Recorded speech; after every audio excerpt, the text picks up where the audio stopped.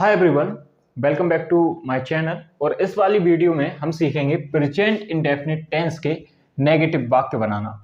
तो आपको पता है प्रेजेंट इंडेफिनिट टेंस की पहचान क्या होती है, आपको पता है सब्जेक्ट दो तरह के होते हैं, आपको ये भी पता है कि वर्ब की जो फर्स्ट फॉर्म होती है वो भी दो तरह की होती है। अब इन्हीं सब का उपयोग करके ना हम प्रेजेंट इंडेफिनिट के नेगेटिव वाक्य बनाना सीखेंगे।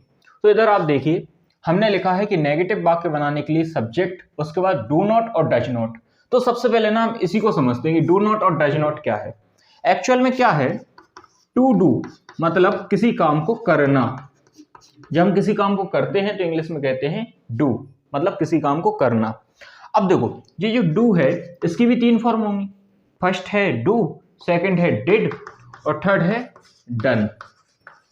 अब जो फर्स्ट फॉर्म है ना उसके भी दो फॉर्म है, एक तो प्लूरल जिसको हम डू कहते हैं और एक सिंगुलर होती है जिसको हम कहते हैं डज।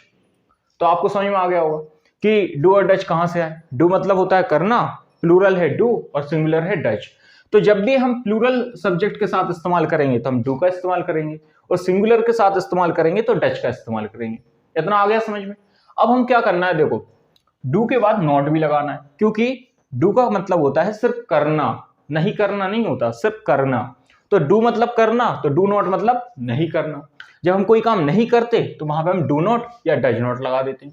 चलिए कुछ वाक्य बनाते हैं जिससे इस कॉन्सेप्ट को समझ पाए। एक बात और, फर्स्ट फॉर्म में ना दो थे ना, एक सिंगुलर एक प्लूरल। जब आप डज नॉट लगाएंगे ना तो आप देखिए यहाँ पे आपने पहले से ही सिंगुलर फॉर्म का इस्तेमाल कर लिया। तो डज नॉट के बाद आप ये गोज कम्स सिंग्स नहीं लगाएंगे, आप उसके बाद गो कम सिंग लगाएंगे, है ना। वापस से फर्स्ट फॉर्म की प्लूरल वाले फॉर्म को ही लगाएंगे। क्यों लगाएंगे, क्योंकि हमने ये सिंगुलर लगा तो दिया है डज। ठीक है, चलो कुछ वाक्य बनाते हैं। जैसे मैं नहीं जाता हूं, मैं की इंग्लिश क्या हो गई आई, और मैं है प्लूरल इसलिए हम क्या लगाएंगे do not. I do not, जाने को क्या कहते हैं go. I do not go, I do not go, मैं नहीं जाता हूं। ऐसे ही देखो, आप नहीं आते हो, आपकी इंग्लिश हो गई यू।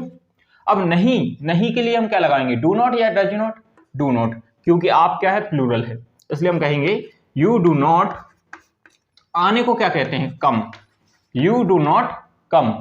ऐसे आप देखो, हम नहीं लिखते हैं, हम की इंग्लिश क्या होती है वी। अब नहीं के लिए क्या लगाएंगे डू नॉट कि डज नॉट, डू नॉट, क्योंकि हम क्या है प्लूरल है। तो हम यहां पे लिखेंगे वी डू नॉट। लिखने को कहते हैं राइट, क्या कहते हैं राइट।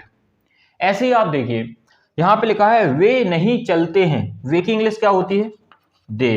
अब नहीं के लिए क्या लगाएंगे डू नॉट या does not, definitely do not, क्योंकि वे भी क्या है प्लूरल है। तो दे डू नॉट। चलने को कहते हैं वॉक, क्या कहते हैं walk, they do not walk. मैं आम नहीं खाता हूं, मैं की इंग्लिश क्या हो गई आई। अब नहीं कोई काम नहीं करते तो क्या लगाते हैं डू नॉट या डज नॉट। अब यहां पे मैं क्या है प्लूरल है तो हम लगाएंगे do not. I do not, I do not क्या नहीं करते, खाते नहीं है, तो आई डू नॉट ईट। अब क्या नहीं खाते, आम नहीं खाते, आई डू नॉट ईट आम मैंगो। ये बात आई आपको समझ में। अब देखिए आप यहां पे वह नहीं जाता है, इसके लास्ट में भी ता है आ रहा, मतलब ये भी प्रेजेंट इंडेफिनिट के वाक्य हैं। तो वह नहीं जाता है, तो वह की इंग्लिश क्या होती है, वह की इंग्लिश होती है ही। अब क्या लगाएंगे डू नॉट लगाएंगे क्या, नहीं, क्यों, क्योंकि ही क्या है, ही है सिंगुलर, और सिंगुलर के साथ क्या लगाना था डज नॉट। वह नहीं जाता है, ही डज नॉट। जाने को क्या कहते हैं गो, और गो दोनों कह सकते हैं, लेकिन हमने यहां पे पहले से ही डज लगा दिया है इसलिए हम गो का इस्तेमाल करेंगे। ठीक है, तो he does not go.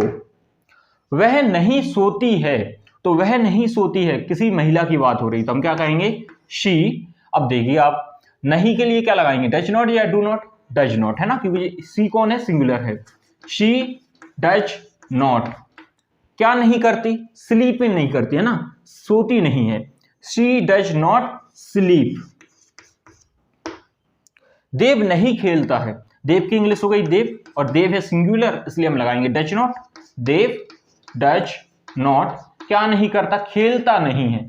Dev does not play. हम प्लेज नहीं लगाएंगे, क्यों नहीं लगाएंगे, क्योंकि भैया ये डज पहले से लगा दिया अपन ने, तो हम बार बार सिंगुलर नहीं लगाएंगे।